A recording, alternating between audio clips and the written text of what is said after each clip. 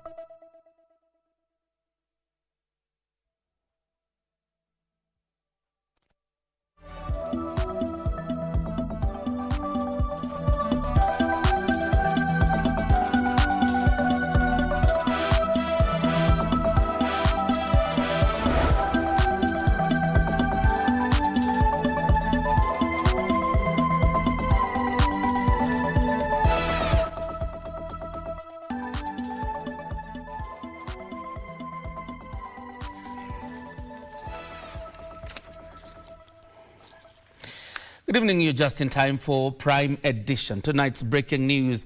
After a 15 years career as a judge of a court of appeal, Judge Mohamed Warsame makes it now to the apex court, that is the Supreme Court, as a judge. This is after being nominated today by the Judicial Service Commission. Out of the 5 that interviewed for this position, the luckiest is Judge Mohamed Warsame, obviously with a big career spanning 15 years as a judge of the Court of Appeal. He's previously been a judge of the High Court, and before that, a practicing advocate. We have the story lined up for you. Welcome to Prime Edition. Here are tonight's highlights.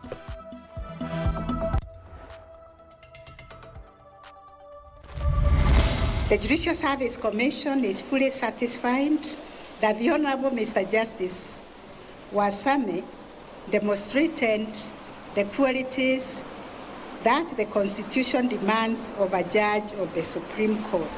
Warsame it is. Court of Appeal Judge Mohamed Abdullahi Warsame, nominated for the appointment to the Supreme Court.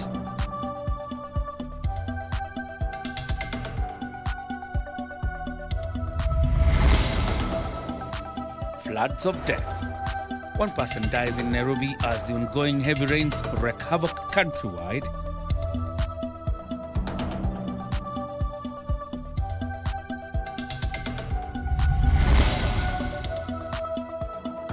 Merrymaking turns tragic. Such efforts continue at Kirandich Dam in Baringo following the drowning incident of a schoolboy during a back-to-school bash.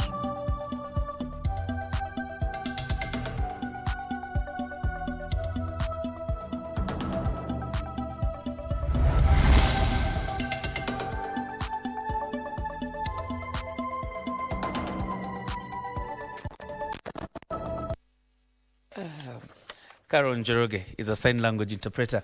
My name is John Jacob Kioria. You're very much welcome to this broadcast. Now, to start us off, the Judicial Service Commission, JSC, has nominated Justice Mohammed Warsame as the new Supreme Court judge following the conclusion of interviews earlier today. Justice Warsame was among 6 judges who applied for the position, with 5 of them being shortlisted for that position, the position of the judge of the Supreme Court. And it fell vacant, obviously, following the death of Justice Mohammed Ibrahim in December of last year. Honorable Warsame. The search for the vacancy in the Apex Court ended with the JSC panel led by the Judicial Service Commission Chair, Martha Koome, retreating to deliberate on the nominee among the 5 shortlisted candidates for the Supreme Court judge position. The Judicial Service Commission has nominated the Honorable Mr. Justice Mohammed Abdullahi Warsame for appointment to the Supreme Court of Kenya. Koome citing that Warsame was the best suited candidate. The Judicial Service Commission is fully satisfied that the Honorable Mr. Justice Warsame demonstrated the qualities that the Constitution demands of a judge of the Supreme Court. The position had attracted 6 applicants, that is Anne Washeke Makori, Kipchumba Katwa Kigen, Justices Joseph Kiplagat Sergon, Francis Tuyot, and Mohammed Warsame. Court of Appeal Judge Mohammed Abdullahi Warsame, who appeared before the bench in the afternoon, was tasked to explain his interest in the position. What is the regulatory framework for courts to conduct contempt of court proceedings? I will say there's a provision in the Supreme Court rules, I think Rule 29 or something like that, which talks about contempt before the court. And it says the person, if he commits contempt before the court, he can be detained, then he can be given an opportunity to respond, and the day after, the court can deal with the contempt. The bench also wanted to know if Warsame had any political ambitions. His suitability when faced with challenges when discharging his duties was also tested. We have always been insisting, especially in the Court of Appeal, and it is easy to perform, to determine or measure metrics in courts outside Nairobi, where there are only 3 judges. But the problem is, even in those stations, a judge or 2 of them will go on leave. So the situation will change. A judge who is in Nairobi will be sent to Nakuru or Eldoret, depending on the circumstances. So I wanted to know how do you balance your straightforwardness to ensure that you maintain good relations with others at all times? I have a golden heart, which accommodates everybody, no matter his position. I can relate with the T-boys in the court, and I can also relate with the Chief Justice. The position fell vacant after the death of Supreme Court Judge Mohammed Ibrahim in December last year after a short illness. The Koome-led team will now forward the name to the President for gazettement, with the interviews coming to the tail end on Wednesday with Justice Mohammed Warsame, who maintained that Supreme Court judges must be sensitive to the needs of Kenyans. Reporting from Milimani Ceremony Hall, I'm Ruth Wamboi. Once that gazettement has been made by the president, obviously, it means then that the Supreme Court judge, or rather the Supreme Court bench, will be fully constituted, having Chief Justice Martha Koome, her Deputy Justice Philomena Mwilu, Judge Smokin Wanjala, Judge Isaac Lenaola, as well as Judge Njoki Ndungu, Judge William Ouko, and now Judge Mohammed Warsame, or forming 7 members of that Supreme Court judge bench. Let's go to another tragic story, or rather a tragic story regarding what is going on in terms of weather patterns, and the ongoing heavy rains have triggered flooding across several parts of the country, destroying roads and homes. In Nairobi, 1 person has died following the heavy downpour.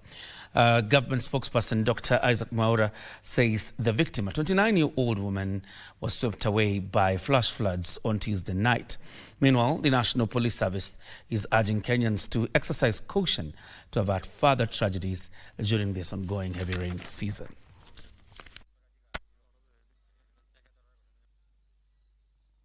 The ongoing rains have continued to wreak havoc across the country, with houses, roads and farmlands being destroyed. Along Kangundo Road in Nairobi's Ruai area, traffic was disrupted the better part of the morning following the heavy downpour, with several vehicles being swept away and trapped by flood waters after the Ruai underpass overflowed. An Uber driver was among those affected and reportedly remained trapped in the flood waters for several hours before being rescued safely. Nilikaa hapo kutoka hiyo saa 8 saa 10 mpaka saa nimetoka kwa gari saa 3. Siku hata nitoke. Nilijaribu kutoka nikashindwa. Hivyo ndio nilienda. Residents have raised concerns blaming a contractor for poor drainage design during the road construction. Hii barabara haijakaa kwa muda mrefu. Shida kubwa ya hii barabara ni drainage. Drainage ndio ingekuwa imetengenezwa vizuri juu maji ni mingi. Maji inatoka Embakasi, inatoka pande ya Utawara, inatoka pande ya Upper Hill, yote inaelekea hapa pande ya bypass. In the capital Nairobi, a 29-year-old woman drowned in yesterday rains. Government spokesperson Isaac Mwaura said the victim drowned in a ditch and her body retrieved by well-wishers. Duty officer and the Directorate of Criminal Investigations Kasarani visited the scene, which was processed and documented by crime scene investigators of Kasarani. The body was taken to City Mortuary awaiting identification and post-mortem examination. Meanwhile, the water levels around the Tana River are rising, with Masinga Dam now at full capacity and controlled spillovers underway. The same being done to Kamburu, Gitaru and Kindaruma dams, as residents in low-lying areas, especially Garissa and Tana River, being advised to move to higher grounds to protect lives and property. The National Police Service in a statement says it is staying vigilant and urging the public to take proactive measures to safeguarding themselves and their families. A report by the weatherman indicates that the intensity of the current rains is expected to reduce by the 4th of May. Michael Mondiga for Prime Edition. In the meantime, Kenya is set to build 10 baby and mother hospitals in 9 counties in a deal worth 4.5 billion shillings, a move aimed at significantly reducing maternal and newborn deaths in the country. The facilities will be built through a partnership between the Government of Kenya and Amson's Group. Earlier, President William Ruto also met grassroots leaders from the Kirinyaga County at State House, Nairobi, to review and commit to more development projects in that county. In what seems to be efforts to expand availability of maternal health services in the country and reduce cases of maternal mortality in the country, the Government of Kenya, in partnership with Amson's Group, are set to build 10 baby and mother hospitals in a deal worth 4.5 billion shillings. Amson's Group will facilitate the construction of 10 hospitals in the 10 counties, 9 counties in Kenya. They will provide close to 4.5 billion Kenya shillings, not as a loan, but as a grant. The deal, which will have facilities built in 9 counties, among them Nairobi, Kisumu, Kwale and West Pokot, will see Amson's Group equip the hospitals with 250 beds, with the government providing all other essential equipment. Reduction of both maternal and newborn deaths in our country is at the top level of decision making led by the President himself. This, in my opinion, is a very modest ceremony for 4.5 billion. And I want to tell Amson's Group, on behalf of the people and government of Kenya, and on my own behalf, we appreciate your gesture of goodwill and support for our mothers and children. Earlier, the president met grassroots leaders from Kirinyaga County at State House, Nairobi, reviewing development projects and priorities in the county. Ruto said the government is boosting agriculture value chains in coffee, tea, avocado and milk, with 13 milk coolers set for delivery next month to cut post-harvest losses and raise farmer incomes. Tunaamka na tutazunguka Kirinyaga, na sio Kirinyaga peke yake. Tutashikilia rais mlima Kenya yote, na watashangaa kura ambazo William Samoei Ruto atapata. Tunataka tushindane, kiongozi gani ako na sera, ako na plan na ako na njia ya kusaidia watu ya Kirinyaga.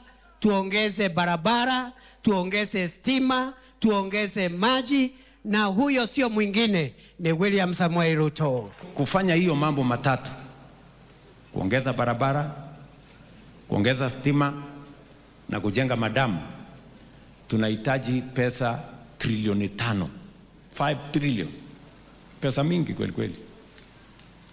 Lakini niko na mpango ya vile tutapata hiyo pesa. Yes. On housing, 15 billion shillings has been invested in 4,000 affordable units, with Geshogo and Kirinyaga projects ready for handover.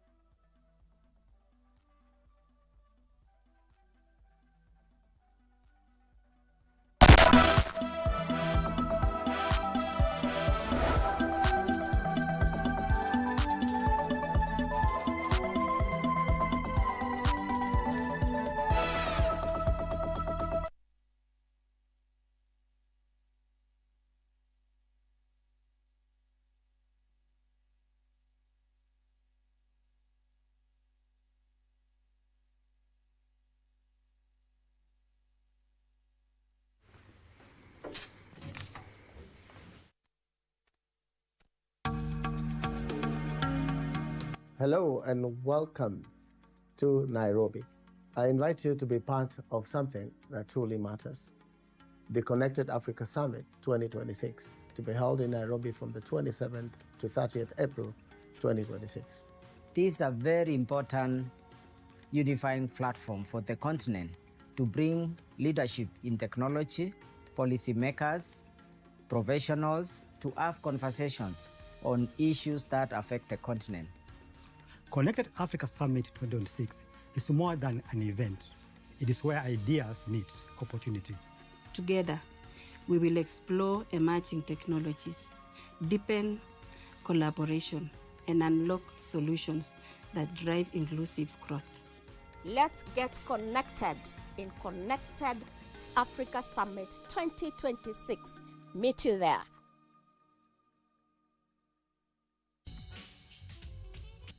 Making declarations and proclamations over your children, and you did that while they were in the womb. So what is it like now that he's grown? He's an amazing prophet, teacher, writer, watching the fruit of those prayers in your sons.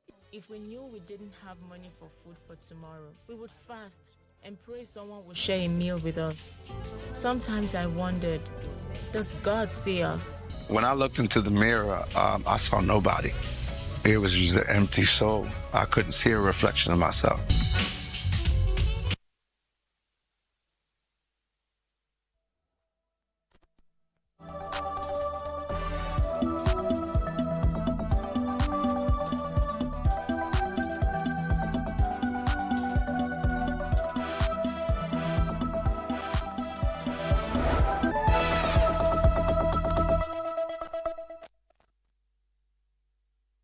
Welcome back. My apologies for that technical hitch that prompted us to go for a break, but nevertheless, welcome back. You're still watching Prime Edition. Now, search and rescue efforts continued for the third day Wednesday at the Kioria Dam in Baringo County, following the drowning incident of a schoolboy. According to witnesses, Jackson Koros was among hundreds of young people attending a back-to-school event at the dam where the tragedy struck. A sorrowful mood engulfed Baringo County after what was meant to be a joyous entertainment gathering quickly turned tragic after a schoolboy drowned at Kirandich Dam in Baringo County. Those who witnessed the tragedy say hundreds of young people, many of them high school and college students within Baringo County, attended the event organized by a local entertainment group. Hiyo kijana akakuja. Do you see ile road hiyo? Hiyo njia hiyo. Akakuja namna hiyo, akakuja kufika katikati hapo hivi. When we were seated at the side, because umati hapa hivi is for almost 2,000 people. Tukaona akasimama, kusimama, akaspring. It is alleged that the victim, Jackson Koros, was among a majority of learners who flocked the event and engaged in widespread alcohol consumption. The event organizers also came under sharp criticism for not putting elaborate security measures in place, which exposed the intoxicated youth to dangers of falling into the deep waters of the dam. Mimi naona ni mlevi. Siwezi sema uongo. Nagocha hivi tu. Nagoacha goti tu. Kwa huko milima. Nagocha hii kupika mwisho ya maji tu hivi. Nalala hivi. Residents are now calling for action against the organizers for allegedly conducting an unauthorized event. Tumekashifika sana na ningependa tu kupeana onyo kwa wale ambao labda watapanga siku zijazo wakuje huku ya kwamba hakuna ruhusa ya kupewa kutoka municipality ili waweze kukuja kujivinjari hapa, kunywaji wa pombe na kufanya yale ambayo wangeweza kufanya. Joseph Wahungu for Prime Edition. And in the fight against vile speeches, the National Assembly has approved the appointment of the nominees to the National Cohesion and Integration Commission (NCIC), who include the chairperson and commissioners' positions, with MPs indicating that the commission has its work cut out. While considering the report, MPs challenged the new commission to be wary of the current political temperatures in the country and nip, obviously, political misconduct in the bud ahead of a 2027 general election. Or hailing regional balance in the appointment of the commissioners, members called for impartiality in the commission's execution of its mandate. This, even as the MPs cautioned members of the political class against attacking the commission. The commission will be chaired by Dr. or Bishop Kefa Nyamwea Omai, who takes over from Professor Samuel Kobia, whose term lapsed last year. Because, Honorable Speaker, as you can see, all the 8 nominees come from the different regions of this country, and that shows real and true diversity of our country, and therefore we thank the President for that consideration. The atmosphere in the country is really boiling to very high temperatures, and therefore what I would like to ask them is that they take their work seriously. They must ensure that they are fair in their judgment. Whatever they will be doing should be guided by the rule of law. Dividing themselves along our ethnic lines. But it is political leaders who divide them along political lines, Honorable Speaker. And this Commission for National Cohesion and Integration of our country is, or rather was envisaged to be the commission that would independently deal with matters that become a threat to our national cohesion. But the commission that was there, I'm sorry to say, was part of the problem. Because this is a commission that tolerated all manner of nonsense. This commission does not have those constitutional powers enjoyed by those other commissions. It is the time that this House must move with the speed. If indeed this commission is useful, to have it in the Constitution with many powers, including prosecutorial powers. The greatest clients to the Commission are members of Parliament and political leaders. And indeed, the Commission, with the amendment of the law, will have more teeth. But I wish to emphasize the work of the Commission should be a lot more preventive. And therefore, we urge the nominees who have been presented for approval in this House to go in with vigor, especially now. Still in the hallowed chambers of Parliament, the National Assembly Regional Integration Committee has raised alarm over continued discrimination of Kenyan professionals working in Tanzania, despite existence of treaties allowing the movement of goods and services. The Labour Principal Secretary Shadrack Mwadime, who appeared before the committee, acknowledged that Tanzanian professional groups had put administrative impediments that are barring Kenyan professionals. National Assembly Regional Integration Committee invited the Principal Secretary for Labour and Skills Development, Shadrack Mwadime, regarding harmonization of labour laws by partner states in the East Africa community. MPs taking keen interest on why Kenyan professionals, particularly lawyers and teachers, were facing difficulties serving in Tanzania, yet the two countries had ratified common market protocols. Zanzibar doesn't allow Kenyans lawyers to practice in Zanzibar. Kenyan teachers in Tanzania have faced problems, and it is in public domain. What has the ministry done? What concrete measures has this department done? Be it in forms of, even correspondences, having engagement with that sister department in those areas, talking to the professional bodies in those areas. The Principal Secretary, while acknowledging professional groups in Tanzania had put administrative roadblocks that make it difficult for Kenyans, also indicated the Ministry of Foreign Affairs and the Ministry of East Africa Community were jointly working towards resolving the challenges. Resistance from interest groups. That is where we face challenges. The professional bodies that obtain, particularly in Tanzania, and the labor unions, because they've been resisting foreign competition. And I think the best way of dealing with Tanzania is from a diplomatic front, From a technical perspective, we've done the best that we can in the meetings that we've been having. Meanwhile, MPs from Samburu County have warned against the classification of Samburu County as an extreme marginalized area in the ongoing review of hardship allowance by Salaries and Remuneration Commission. Any reclassification of Samburu from extreme to moderate hardship will inevitably trigger a wave of transfer requests, discourage new postings, and create a vacuum in teaching personnel. Samburu County is an extreme hardship area. Sioni wanaezaje sema Turkana, Pokot, Isiolo, all our neighbors, na hata other areas across the country, na watoe Samburu County.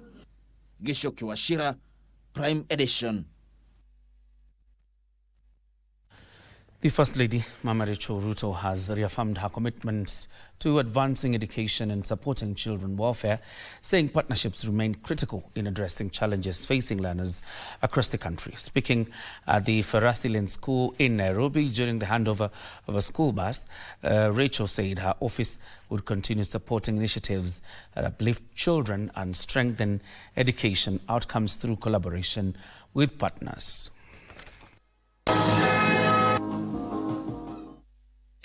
Foundational learning in our primary schools through the rollout of the competency-based curriculum, investment in school infrastructure, and measures to ensure every child can access, stay in, and thrive in school.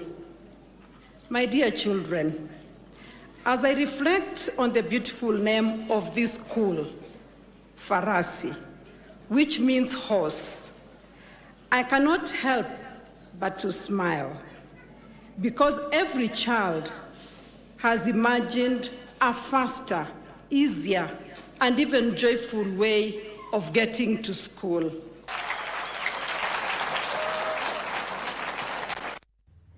Some good news here, which I'm sure you've seen from last night. Kenya has taken a major step in its fight to save one of the world's rarest antelope species, the mountain bongo. Last evening, 4 male bongos arrived in the country from international conservation programs, marking a significant milestone in efforts to restore their population in the wild and indeed in the wild of Kenya. With fewer than 60 remaining in their natural habitat, the critically endangered species is now at the center of renewed conservation ambition. At exactly 9:17 p.m., a KLM cargo plane taxis into the Jomo Kenyatta International Airport carrying precious cargo. Inside this cargo hold are 4 male mountain bongos coming back home from the Czech Republic. Their landing here is a bold step by the government of Kenya in its ambition to ensure the endangered animal species do not go extinct. Receiving them is a team led by Prime Cabinet Secretary Musalia Mudavadi, Tourism Cabinet Secretary Rebecca Miano, and the leadership of the Kenya Wildlife Service. The species recovery is not an isolated effort. It is a strategic national priority. It speaks to our environmental security, our tourism economy, and our intergenerational responsibility. It is a great addition to our tourism. We invite Kenyans and international tourists to come here and see the bongos. Partnership that includes also collaboration in biodiversity and conservation. From here, the 4 animals will be shipped to the Mount Kenya Wildlife Conservancy, where after a 30-day quarantine period, they will be reintroduced into the wildlife sanctuary, joining another 102 bongos that exist here. It is the hope of many that the population of these animals will rise and local and international tourism will witness a boost. To ensure that they are not carrying any diseases, to ensure that they are acclimatized and they are able to survive the next part of their life. We are able to bring these bongos, the 4 that have come, and we'll be able now to improve that genetic makeup and be able to see that they grow to the next level that we want. As Kenya intensifies efforts to restore habitats and protect endangered species, the return of the mountain bongos from an 8,000-kilometer journey reflect a broader national ambition to not only save wildlife from extinction, but to position the country as a global model for conservation success. Yusufar reporting for Prime Edition. And principals and learners in technical and vocational education and training institutions have been put on notice over emerging cases of sexual exploitation. The Principal Secretary for TVET, Dr. Esther Moria, lifted the lead during the closing of a three-day Kenya Association of Technical Training Institutions Leadership Engagement and Capacity Building Workshop in Mombasa, graced by the Cabinet Secretary for Education, Julius Migos Ogamba. The event that brought together 659 principals, deputy principals, directors, and quality assurance officers had the Principal Secretary for TVET, Dr. Esther Moria, disclose that she had received reports of principals misusing their positions and taking undue advantage of innocent girls, with the teachers allegedly engaging in sexual relationships with learners. I have also a report that there are some institutions where misadministration is rampant, where girls are getting pregnant by trainers and principals and no training going on. While investigations are ongoing over the sexual exploitation claims, the regional directors of TVET have been warned against condoning the vice in their institutions. There are very many mature women in this country. What are you doing with students? Now that is where I will drop my age and my Christianity to Angaliani. Education Cabinet Secretary Julius Ogamba instructed the PS to take immediate action, noting that the laws on sexual exploitation are clear. I just wanted to let her know that when there is misconduct, you don't need to consult. You just take action, and nobody will hold you liable for taking action, especially in situations of misconduct. And on this one, It is not even a question of me, let us have a committee to go and investigate. Yes, I know you are a lawyer and you know, lakini mimi, I'm a sociologist. So, mimi nitatafuta information. And when I get it. Meanwhile, the quality assurance officers were urged to eliminate hidden charges in TVET institutions and strictly adhere to the fee guidelines issued by the ministry. For Prime Edition from Mombasa County, I am Ann Mburu.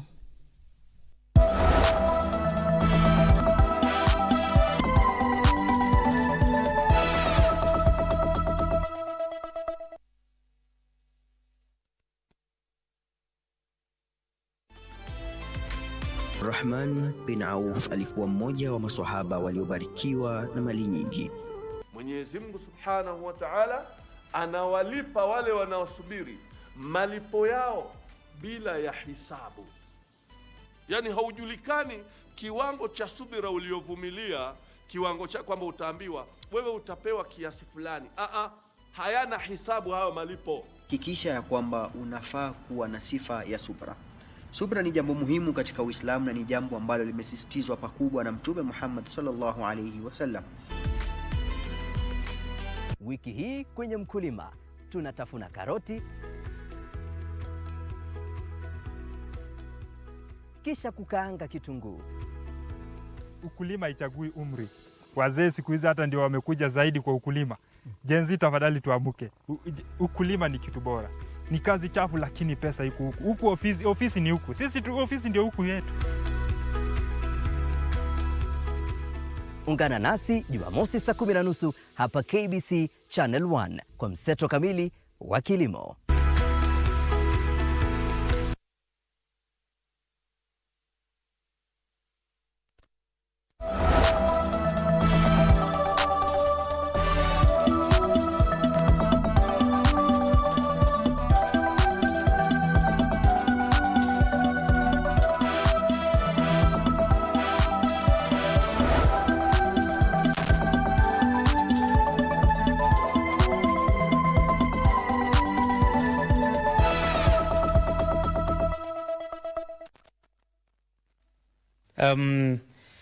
Some good news, Sebastian Sawe, our hero, obviously after winning the London Marathon in less than 2 hours, breaking his own record, and indeed the world record, has just arrived at the Jomo Kenyatta International Airport. There you see, he's just landed and being received, of course, by the Cabinet Secretary for Sports, Salim Vuria. Can we listen in? We will continue to make sure that we provide an enabling environment for nurturing and developing talents, and you can already see what His Excellency the President Dr. William Samoei Ruto has done to prioritize talent development, talent nurturing, and it is now bearing fruits. So I don't have much to say now, but I just want to say that we are very proud. And Sebastian has done us pride globally, and I'm sure there will be many more.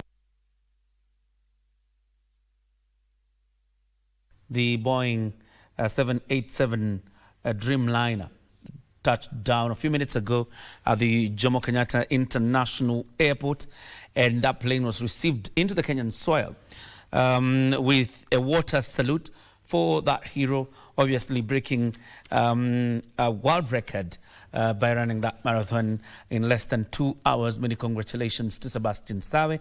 Of course, again, as he comes back to his mother country, many congratulations to him. And I'm sure we'll be getting a bit of that report regards his remarks as well as the reception there in our subsequent bulletins. But let's move this forward. The political parties, regulators from Kenya, Malawi and Sierra Leone have warned that Africa's democracy faces serious threats from weak and poorly institutionalized parties. The warnings came as the three regulators signed a memorandum of understanding establishing the African Association of Political Parties Regulatory Authorities, a continental body to coordinate reforms and share experiences. The three, charged with regulating the registration and conduct of political parties in respective countries, gathered at a Nairobi hotel to put pen to paper on the memorandum expected to birth the exchange of best practices across the three nations. The regulators decried the prevailing situation among many African political parties through poor institutionalization. Parties are facing a challenge of being able to stand the test of time outside the existence of even the founders of those political parties.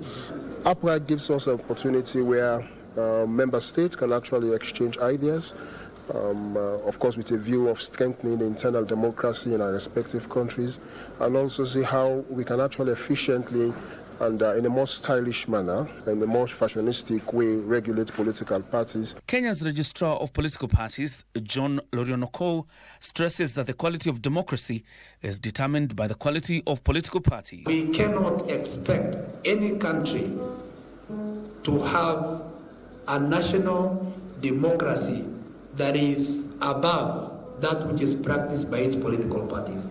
Because at the end of the day, it is those political parties that give birth to the leaders that we have. Internal party democracy, the regulators say, is also an existential threat for major parties in the continent. If a political party fails to hold itself, if it fails to hold principles of democracy within itself, then it might not be possible for that party to actually instill democracy even when it comes to power. Sincerely, there are political parties that had never won elections. There are political parties that, well, by the look of things, are not even formed to win elections, to go to parliament, or go to Senate, to win the presidency. But the thing that they do is so very important that the lives of the citizenry is actually made better by their presence on the stage. IEBC Commissioner Anderito, while underscoring the need for political parties to comply with regulations of the Commission, pledged collaboration with the political parties regulator to enhance political party democracy. Our issue is to really strongly work with the Office of Registrar of Political Parties to ensure that parties are able to do their processes in an institutionalized manner.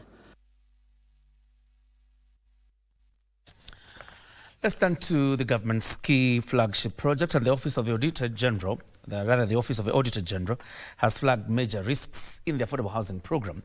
Presenting a special audit report to the Public Accounts Committee, the Auditor General highlighted legal, financial and operational challenges that could affect the project's long-term success.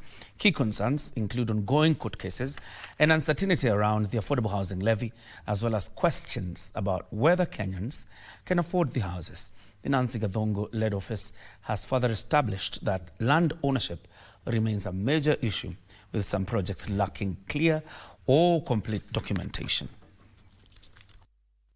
In a special audit report requested by the Housing Principal Secretary Charles Hinga on the various affordable housing projects underway in the 47 devolved units, you are the first accounting officer to request for a special audit.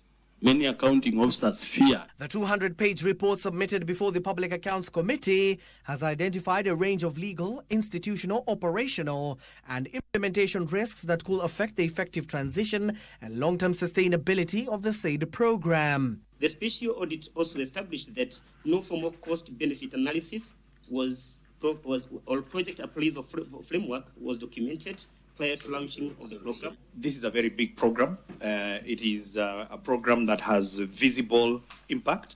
It is definitely not perfect. The auditor further established that asset ownership arrangements under the program varied depending on delivering models and land tenure status. No formal affordability threshold analysis was provided to inform pricing or beneficiary targeting, and some planning assumption, such as land readiness, private sector financing modalities, lacked adequate documentation. While some have proper title deeds, many are built on land with unclear or incomplete records. A number of projects were implemented on community lands or land held under customary arrangement, while some lacked verifiable document at the time of the audit. Of the 394 projects since reviewed by the board, 125 are now confirmed to hold valid land documentation, a near threefold increase from the 48 verified at the audit stage. Other challenges include procurement integrity, contractor capacity, weak oversight, and delays in providing utilities and resettling affected communities. Housing Principal Charles Hinga says he needs more time to review the report. We are supposed to be given either a management letter in which then we are supposed to engage the auditors and respond. So the PS here is coming as a recipient of a report copied to what was sought. But the good thing is that the PS Housing is a board member which board sat to decide to seek for this information. The special audit conducted a physical verification of 138 projects out of 142 affordable housing projects. Abdiaziz Hashim for Prime Edition. In our counties, the Prime Cabinet Secretary Musalia Mudavadi has called on senior government officials to accelerate the implementation of key national programs. Mudavadi warned that time is critical for the government to fulfill its pledges before the 2027 elections. Speaking during the first 2026 meeting of the National Development Implementation Committee, Mudavadi emphasized the need for efficiency, urgency, and strategic focus in public service delivery. You are expected to deliver the promise in all key sectors of the plan, that is agriculture, SMEs, affordable housing, ICT, and digital superhighway, and universal health care. Meanwhile, Kenya Power and Lighting Company, KPLC South Nyanza, has decried the increased number of fatalities from electrocution due to illegal power connections and vandalism. We ask all residents that whenever you want a connection, do it the right way. Come to our offices, we'll be assisted in applying and receiving power that is legal. Elsewhere, Teso North Member of Parliament Oku Kaunya has reaffirmed his commitment to improving educational facilities in the constituency. I encourage you to even do proposals, even at school level, and you tell us where you've submitted, we can also push. Separately, residents of Kakamega County have received a major boost on patient eye care following the donation of a modern ophthalmic equipment valued at 23 million shillings. Initially, we only used to have one. So we have now 4, and we can have 4 patients at a go undergoing eye surgery using the latest technology. In Kilifi County, graduates from technical colleges have received a major boost after being equipped with tools to help them start their own business. Ile kilitusukuma ilikuwa ni kwamba si kwamba tupeleke mtoto shule apate certificate na aondokee pale. Basically we wanted to equip this person kiasi cha kwamba akitoka shule aweze kujisimamia na aanze makazi. Asirudi tena kwenda kuhangaika. And the government, through Kioria Valley Development Authority, has initiated in socio-economic projects across West Pokot County worth 1.4 billion shillings. Kupitia KVDA imeweza kufanya zaidi ya miradi 33 ya kuimarisha mambo ya maji, kusambaza maji kwa wakulima, na pia maji ile inapatikana kwa matumizi ya nyumbani. Finally, the National Construction Authority has been lauded for its role in the construction industry. According to Public Works Secretary Nicholas Wambua, NCA plays a pivotal role in the economy and urged all other sectors to work in tandem with the Construction Authority. It's a critical role, and we also note the importance of the industry in our economy. It's about employment and general development, because we need structures for operations of our industries, operations of our institutions, and generally for people to live in. It should be safe and secure wherever the citizens are living in. Noel Ongeso for Prime Edition. A family in Namanga, Kajiado County, is living through a near decade of pain and uncertainty after their kin disappeared in South Africa, where he had gone to search for work. Silas Kipkorir Butia left Kenya in 2017 in search of a truck driving job, but the family has not heard from him since. Efforts by the family and authorities to trace him have been futile. The family is now seeking intervention from the Kenyan government to help them find their kin. Holding up only what remains of their kin, photographs and fading memories. These families' somber faces reflect the deep pain that they have endured for nearly a decade. It all began in 2017 when Silas Kipkorir Butia left Kenya, hopeful that a truck driving job in Johannesburg would transform his young family's life. To fund the journey, the family sold their only 1-acre piece of land in Tarbo, in Gishu County, for 400,000 shillings. Kipkorir was 40 at the time, traveled alongside a cousin who had promised to help him secure a job. For 6 months, communication remained steady. His wife, Tekla Jebet, says he would call regularly until December that year, when the phone went silent, with a final 6,000 shillings sent to the family. Na alitoka 2017 mwezi wa 7 akienda kutafuta kazi, na tukawa na mawasiliano akienda mpaka akafika South Africa. Akiwa South Africa tuliongea naye kwa muda mfupi, na akiondoka alikuwa anatuma mapato kidogo na anapata kwa sababu ya school fees.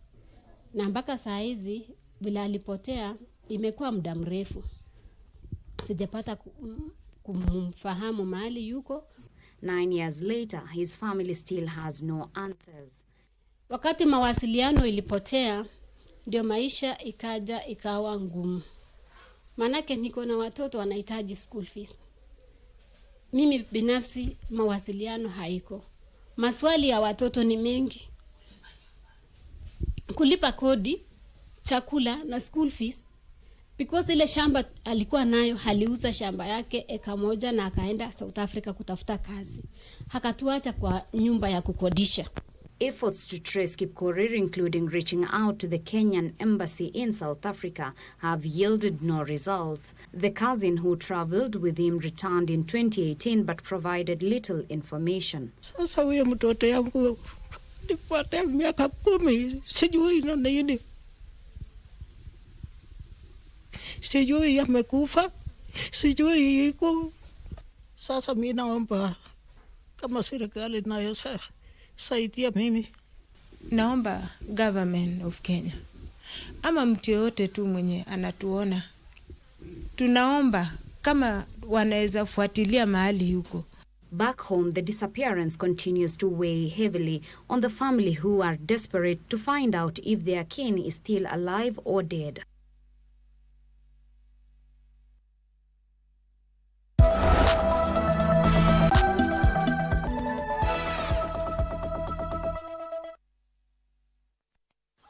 $100 million Africans are in the gig economy today. But most are competing alone against platforms they don't control, with policies that weren't built for them.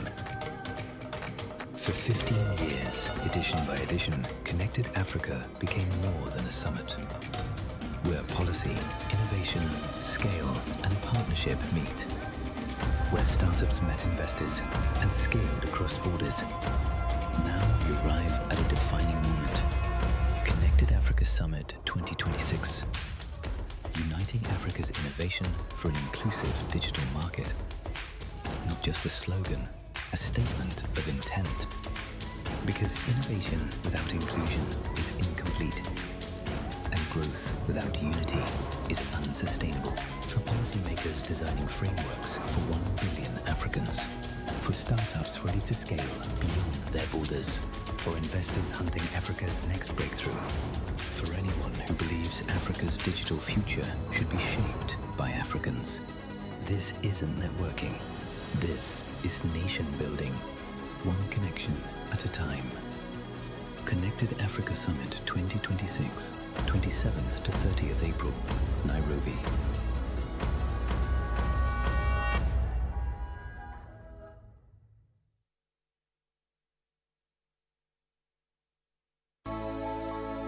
Special needs hubs serve as a link between potential and participation, ensuring that no one is left behind.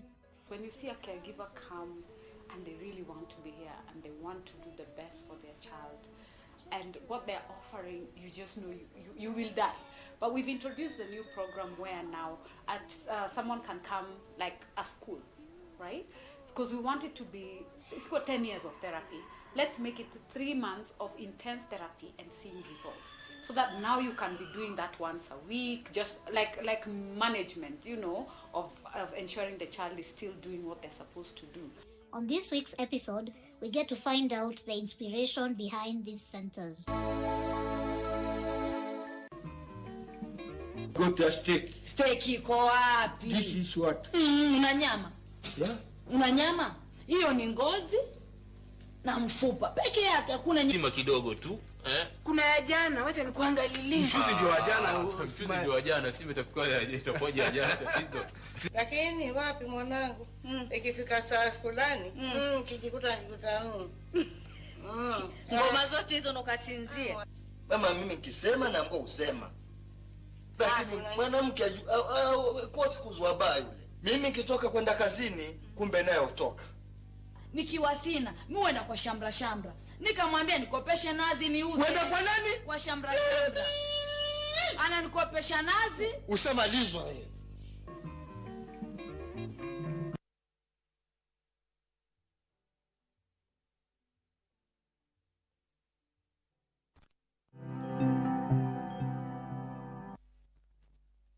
Welcome back. You're watching Prime Edition. Let's now get into business. And the Kenyan economy defied erratic rainfall and a weak manufacturing sector to post a 4.6% growth in 2025.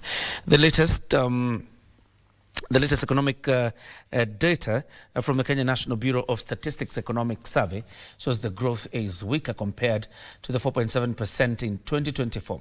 Agriculture, forestry and fishing expanded by 2.8% in 2025, which is well below the 4.3% posted in 2024.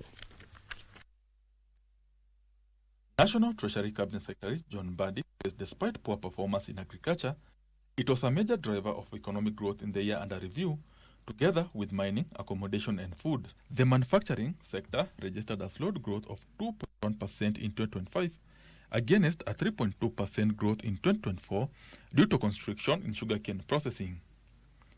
Key drivers of the 4.6% growth were the construction sector, which registered a growth rate of 6.8%, powered by public sector spending on roads, affordable houses, and other private sector projects.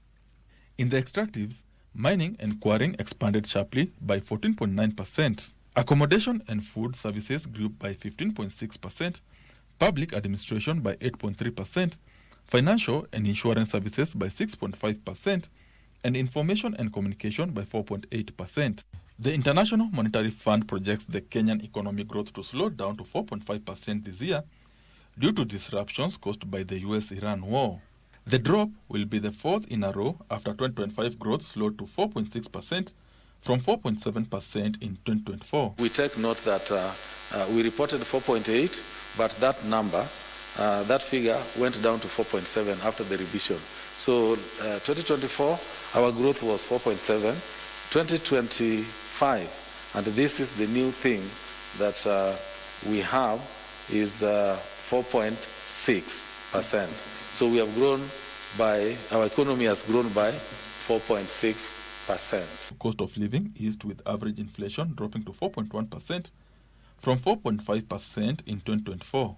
January 4.4%, February 4.3%, March 4.4%, now April 5.6%, and with the possibility that it can go a little higher in the month of May, because again, the contributing factor to this jump in inflation is the geopolitical disruptions that have happened in the Middle East. Gross domestic product expanded 17.6 trillion shillings in 2025 from 16.23 trillion shillings in 2024. Kenya's economy is expected to remain resilient in 2026, supported by a strong services sector, improved agricultural output, and we thank God the rains have come.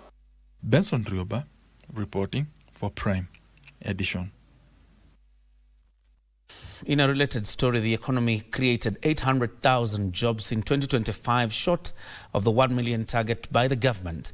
The Kenya National Bureau of Statistics says the informal sector was the driver of jobs in the year, accounting for close to 90% of all jobs created. The KNBS report shows total recorded employment, excluding small-scale agriculture, jumped to 21.6 million in 2025 from 20.8 million registered in 2024.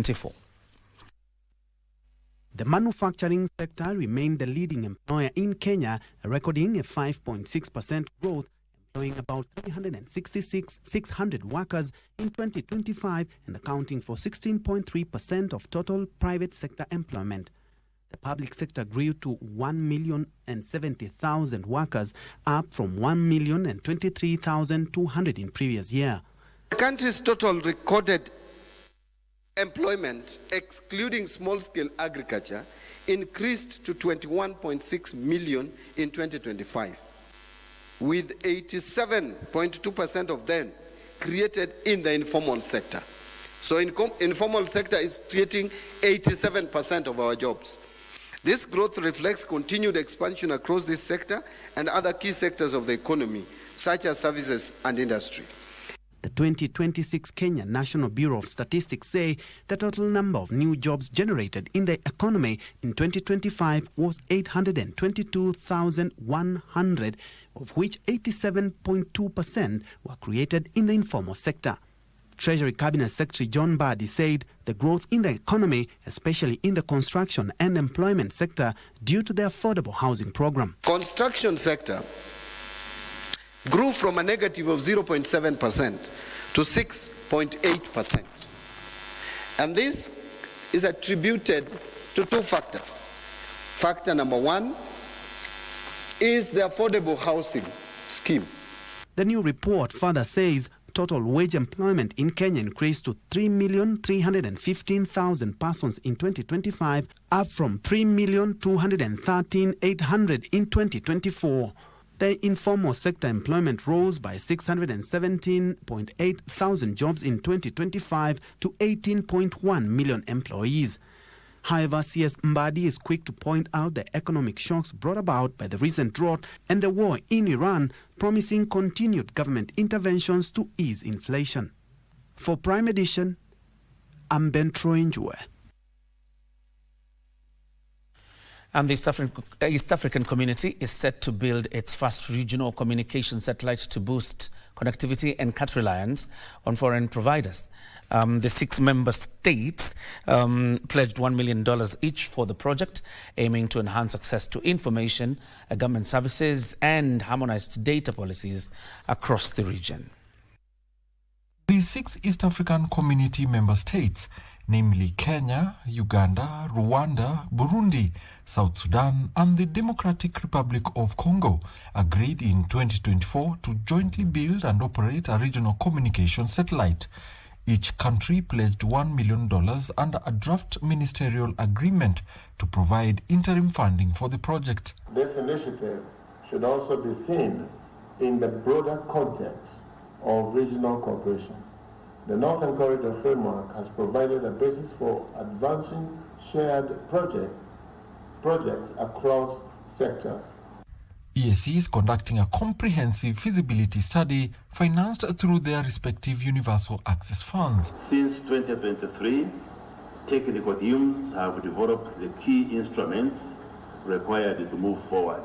Namely, they have developed the project concept note, the roadmap and implementation plan, the monitoring and evaluation framework, the terms of reference for the feasibility study, and the proposed funding and the governance arrangements. ICT ministers drawn from EAC say the satellite will improve access to information and government services while promoting harmonized policies for data storage and management. These initiatives align with South Sudan national priorities of expanding digital connectivity, supporting e-government, improving access to education and health services. They expect significant progress on the project by the next joint ministerial meeting of the ICT Infrastructure Development Cluster. The Connected Africa Summit 2026 seems to be living up to expectations, even as we see EAC coming to pen a digital pact on the launch of a communication satellite in one voice. Alan Auko, Prime Edition.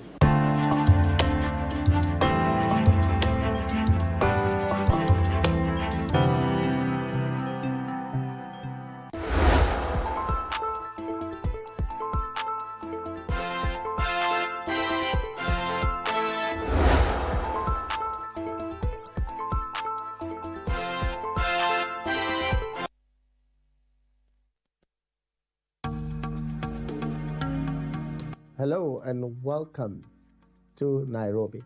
I invite you to be part of something that truly matters. The Connected Africa Summit 2026, to be held in Nairobi from the 27th to 30th April 2026. This is a very important unifying platform for the continent to bring leadership in technology, policymakers, professionals to have conversations on issues that affect the continent. Connected Africa Summit 2026 is more than an event. It is where ideas meet opportunity. Together, we will explore emerging technologies, deepen collaboration, and unlock solutions that drive inclusive growth. Let's get connected in Connected Africa Summit 2026. Meet you there.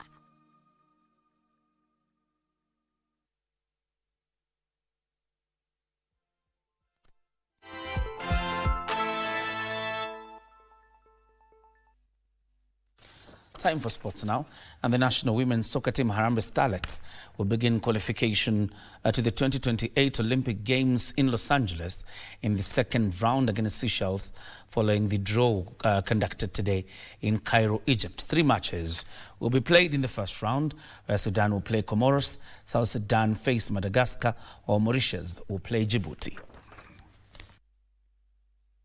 Kenya has been drawn against Seychelles in the second round of the qualifiers for the Los Angeles 2028 Olympic Games after CAF conducted the draw today in Egypt. 3 teams from the CECAFA zone will play in the first round between 1st to 9th June 2026, with the second round to be played from 5th to 13th October.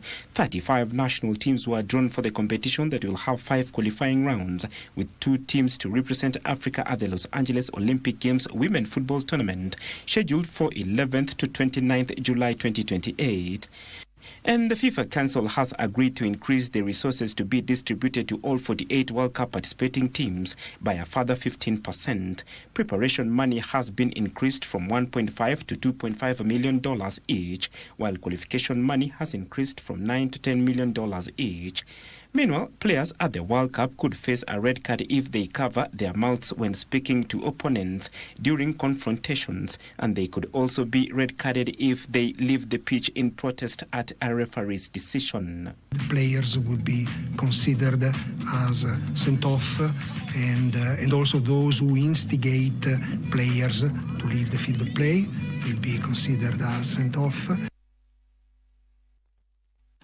The Kenya National Athletics team that will represent the country at the World Athletics Relays in Gabron left the country today morning ahead of a global championship to be held this weekend in Botswana.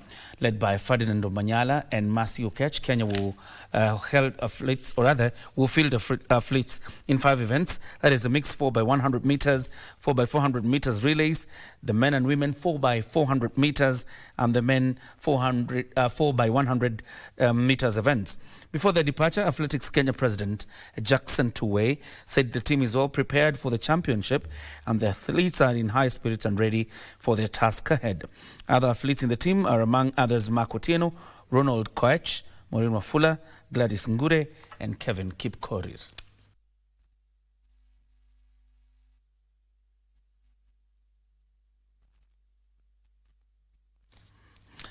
Three Kenyan fighters who are set to take part in the forthcoming ANZA Mixed Martial Arts MMA Professional Championship have intensified their preparations ahead of a competition scheduled for June 6th in Nairobi.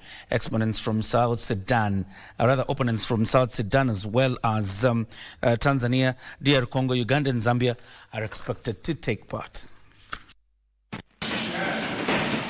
The team of three elite fighters, Osama Ali Abad, Kevin Odongo and Ali Hassan Mosala, are relishing their chances against the continent's best fighters. The best fighters from the whole region. We have the top team from Democratic Republic of Congo, Elite Training Center in Lumumbashi. The team of Felista Mugo sending 3 fighters to the event. We are going to host 2 of the best Zambian professional fighters in featherweight and in bantamweight division.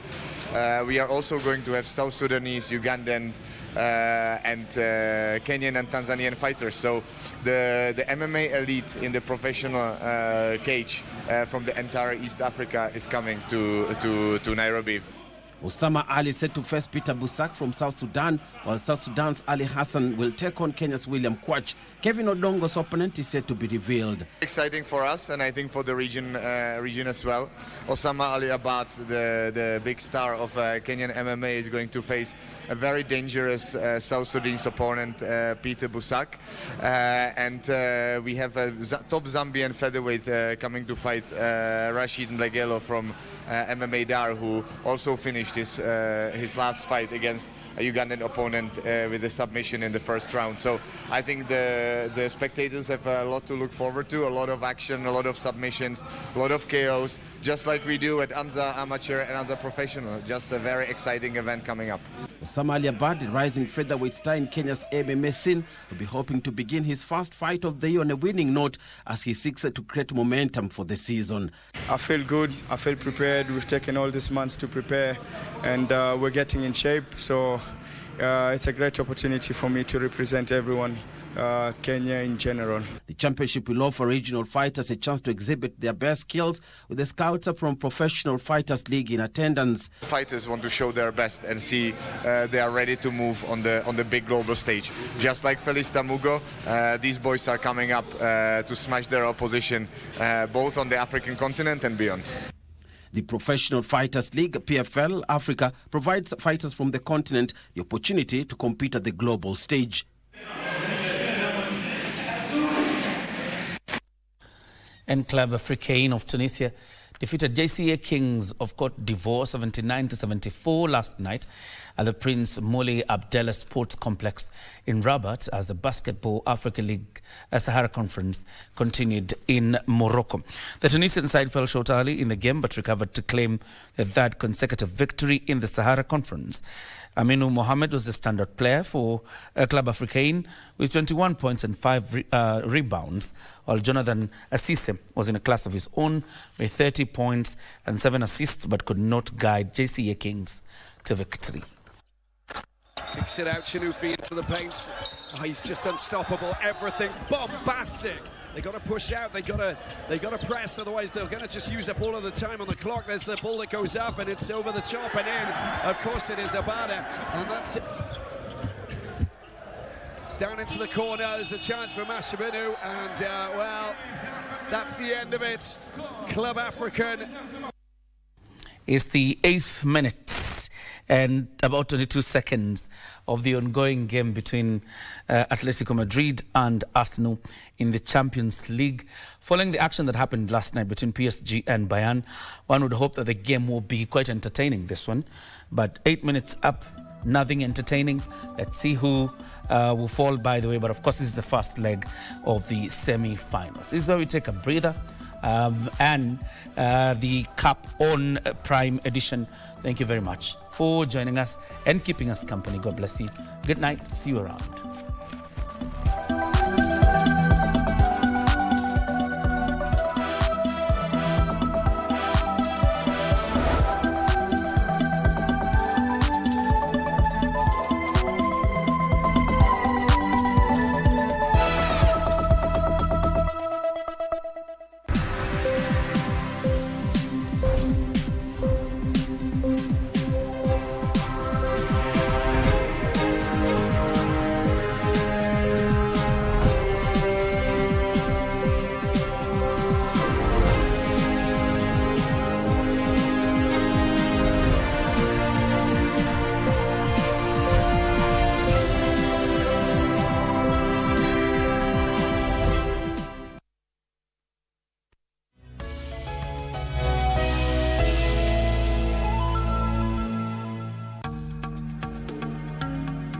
Hello and welcome to Nairobi.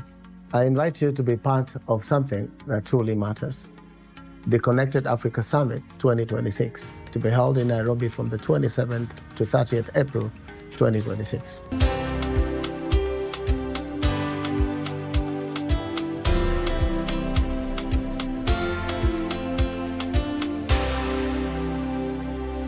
It's more than an event. It is where ideas meet opportunity and unlock solutions that drive inclusive growth. Let's get connected in Connected Africa